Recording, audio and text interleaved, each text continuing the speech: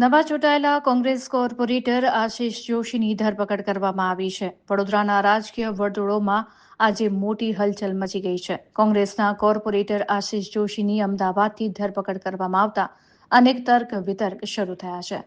ચૂંટણી સમયના દારૂના કેસમાં પોલીસ દ્વારા આશિષ જોશીની અમદાવાદ ખાતેથી રામોલ પોલીસે અટકાયત કરી સંખેડા લઈ જવામાં આવ્યા હતા.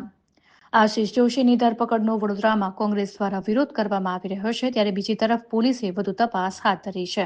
તારીખ 23/4/2024ના રોજ નાઇટમાં અમે અમારા પોલીસ સ્ટાફ સાથે પેટ્રોલિંગમાં હતા. તે દરમિયાન અમને કાંગીરાએ હકીકત મળે કે એક શંકાસ્પદ ઇકો ગાડી નંબર પ્લેટ વગરની ઇકો ગાડી સંખેડાથી ભાગલપુર તરફ જઈ રહી છે અને તેમાં પ્રોહિનો મુદ્દામાલ હોવાની આશંકા છે. તે આધારે અમે સંખેડા ઓસમ નદીના ડાયવર્ઝન પાસે એમની વચમાં હતા.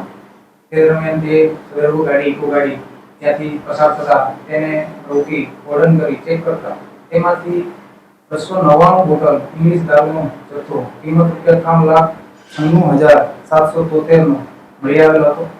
તેનો ચાલક પ્રમોદ કંચનારાયણ પાંડે આરોપી એ ગાડીનો ચાલક હતો અને પોતે આ મુદ્દામાલ 5 બાટલીથી ભરીને લાવેલો હતો અને વડોદરા શહેર ખાતે આશિષભાઈ જોશી મોબાઈલ નંબર 99091353 નાઓને આપવા માટે જતો હતો તેવી હકીકત જણાવતો હતો.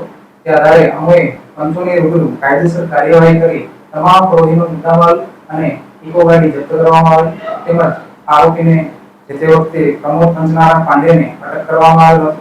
ત્યારબાદ આગળની તપાસ કોસલ ઇન્સ પીડી બારિયા સાહેબનાઓએ સોંપવામાં આવેલ હતી. તપાસ દરમિયાન આરોપીઓના કોલ ડિટેલ્સના આધારે અમે સદરભુ 2 નંબર આરોપી આશિષભાઈ જોશીની પૂછપરછ કરવામાં આવેલી હતી. આશિષભાઈ જોશીનાઓએ તેમના પૂછપરછ દરમિયાન જણાવ્યું કે પોતે જે આ 9909 પ્રેરિત 53 નો મોબાઈલ નંબર છે પોતે જ વાપરે છે અને તેમના પ્રથમ આરોપી પ્રમોદ કંચનારાયણ પાંડે સાથે કોન્ટેક્ટ કોલ થયેલ હતા તે જણાવેલ હતું. તે આધારે ગઈકાલ દિવસથી અમારી એક ટીમ આરોપી આશિષભાઈ જોશીને ધરપકડ માટે વડોદરા શહેર ખાતે મોકલવામાં આવ્યા હતા અને અમારી ટીમને એવું જાણવા મળ્યું કે આરોપી છે પોતે વડોદરાથી અમદાવાદ શહેર તરફ નાસ્તો હોય એમને પકડવા માટે ટીમે તેનો પીછો કરેલ અને અમદાવાદ ખાતે રામોલ પોલીસ સ્ટેશન હદ વિસ્તારમાં તેમને પકડી પાડવામાં આવેલ અને ત્યારબાદ ત્યાંથી તેમને હસ્તગત કરી કાયદેસરની કાર્યવાહી કરી અને પોલીસ સ્ટેશન ખાતે લઈ આવી તેમને અટક કરવામાં આવી છે. હાલ આરોપીની વધુ તપાસ ચાલુ છે. કે રાજકારણ આટલી બધી પરાકાષ્ઠાથી નીચે જઈ શકે? આટલી બધી મનમાની કરીને તમે જ્યારે રિઝલ્ટ આવી ગયું છે, પ્રજાએ પોતાનો મત આપી અને જે સર્વ વર્ણ સર્વ ધર્મ માટે 12 બાળકોને 2 બહેનો માટે જે વ્યક્તિએ ભારતીય જનતા પાર્ટીનો પદ છોડી દીધું હોય અને એ વ્યક્તિ પ્રજાના મતે જ્યારે જીત્યો હોય અને સર્વ ધર્મના લોકોએ જ્યારે એમને મત આપ્યા હોય અને આ એકદમ નિમ્ન કક્ષાની જે હરકત કરવામાં આવી છે સમગ્ર રાજકારણીઓ જાણે છે. પોતાના છાતી પર હાથ મૂકીને કહી દે અને એક સાચા વ્યક્તિને અને તે પણ જે આપણા માટે સન્માનીય હોય છે એવા બ્રાહ્મણને જ્યારે આ રીતે એ પોતાની પત્નીને અમદાવાદ એરપોર્ટ પર છોડવા જતા હતા, એમની પોતાની દીકરીની તબિયત ખૂબ જ ખરાબ છે, ત્યારે માણસાઈ ચૂકી જાય અને એમને ત્યાંથી રામોલ પોલીસ સ્ટેશન ઉઠાવી લે અને સંખેડા પોલીસ એમને આતંકવાદી હોય, કોઈ બહુ મોટા અપરાધી હોય એ રીતે જ્યારે એમને અહીં ઉચકીને લઈ આવતા હોય અને એમણે બહુ મોટો કોઈ ગુનો કર્યો હોય, કારણ કે કેસ બનાવટી છે. આપ મીડિયા નડિયાથી તળિયા સુધી સર્વ હકીકત જાણો છો અને આપ લોકશાહીનો ચોથો આધાર સ્તંભ છો.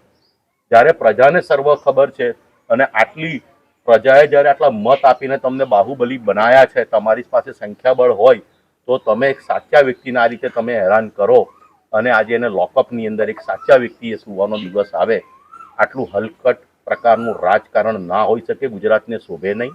અને માનનીય આદરણીય મોદીજી જ્યારે વડોદરા પ્રવાસે આવતા હોય અને હરણી બોટકાંડ પીડિતો સાથે આશિષ જોશી સાથે ત્યારે પણ ગેરવર્તન કરવામાં આવ્યું હતું.